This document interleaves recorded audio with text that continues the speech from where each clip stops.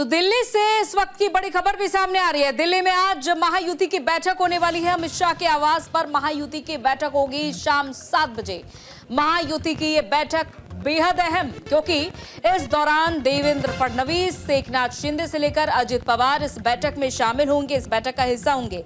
लेकिन अब ये जो बड़ी बैठक है महायुति की, इसमें फैसला जिस पर सभी की निगाह टिकी हुई है कि आखिर कौन होगा अगला मुख्यमंत्री, क्योंकि एकनाथ शिंदे ने बाकायदा प्रेस कॉन्फ्रेंस करके अपनी सहमति जो है वो जता दी और ये भी कहा था कि शिवसेना बीजेपी के साथ है।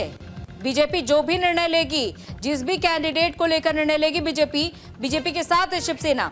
अब ये देखना होगा कि कौन चुना जाता है आखिर महायुति की तरफ से, अगला मुख्यमंत्री कौन होगा। तो आज अमित शाह के आवास पर यह बड़ी बैठक होने वाली है महायुति की शाम 7 बजे और नतीजा क्या निकलकर सामने आएगा, कौन आखिर होगा अगला मुख्यमंत्री। हालांकि ये भी चर्चा है राजनीतिक गलियारे से कि एकनाथ शिंदे ने अपनी शर्त भी रखी है। श्रीकांत शिंदे को लेकर उन्होंने बाकायदा शर्त रखी है। अब क्या शर्त रखी है, आखिर वो शर्त क्या है, वो भी देखने को मिल जाएगा जल्द ही। लेकिन एकनाथ शिंदे क्या डिप्टी सीएम पद लेंगे या फिर वो केंद्र में जाएंगे, ये भी फिलहाल देखना होगा। तो यहाँ पर कई बड़े उलटफेर अब देखने को मिल सकते हैं। लेकिन आज से 2 दिन बाद शपथ ग्रहण समारोह भी होना है। तो देखिए, मुंबई से इस वक्त की बड़ी खबर यह है कि दिल्ली के लिए सीएम एकनाथ शिंदे रवाना हो चुके हैं। थोड़ी ही देर में दिल्ली के लिए शिंदे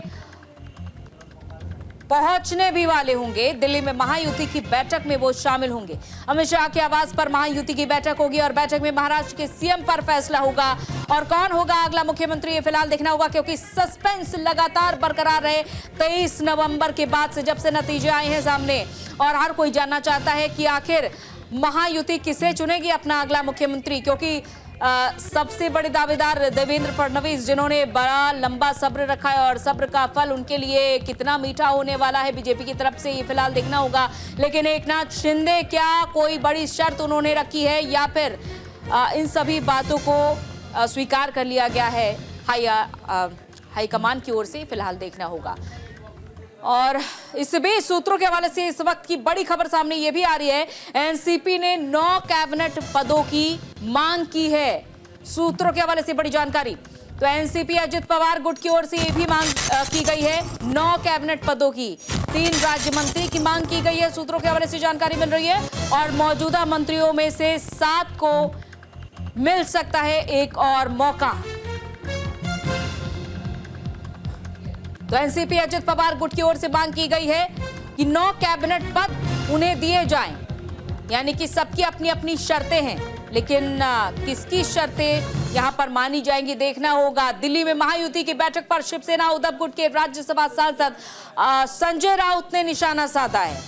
महायुति की इस बैठक पर संजय राउत का बयान सामने आया। उन्होंने कहा है कि खुद को शिव सैनिक कहने वालों को शर्मानी चाहिए। बाला साहब ठाकरे के समय फैसला मुंबई से होता था और अब महाराष्ट्र के सीएम का फैसला दिल्ली में हो रहा है। संजय राउत ने क्या कुछ कहा है वो जरा सुनिए। भविष्य कभी उनके सामने कौन सा विकल्प था, आप मुझे बता सकते हैं? देखिए, ये बहुत ही दुर्भाग्यपूर्ण है। वो बाला साहब ठाकरे जी का नाम लेते हैं, शिवसेना नाम से राजनीति करते हैं, लेकिन उसके भविष्य का फैसला दिल्ली से होता है। बाला साहब ठाकरे जी की शिवसेना का भविष्य कभी दिल्ली में तय नहीं हुआ, मुंबई में तय हुआ है। हम कभी दिल्ली में नहीं गए। अटल जी थे, अडवाणी जी थे, और भी नेता थे। कभी हम दिल्ली में जाकर शिवसेना के बारे में फैसला कीजिए, ऐसे हम कभी उनके सामने गिड़गिड़ाए नहीं। जो निर्णय लेना था हमने ले, आज भी हम लेते हैं। जो उद्धव ठाकरे जी की लीडरशिप में शिवसेना है, हमारा निर्णय हम लेते हैं, हम दूसरे के ऊपर नहीं छोड़ते। खैर, निर्णय तो अब दिल्ली से होना है, लेकिन अब कब तक होगा और कौन होगा अगला मुख्यमंत्री, ये फिलहाल इस पर हमारी नजर जरूर रहेगी और हम आपको तमाम अपडेट देते रहेंगे। लेकिन यहाँ वक्त है एक छोटे से ब्रेक का, जल्द लौटेंगे।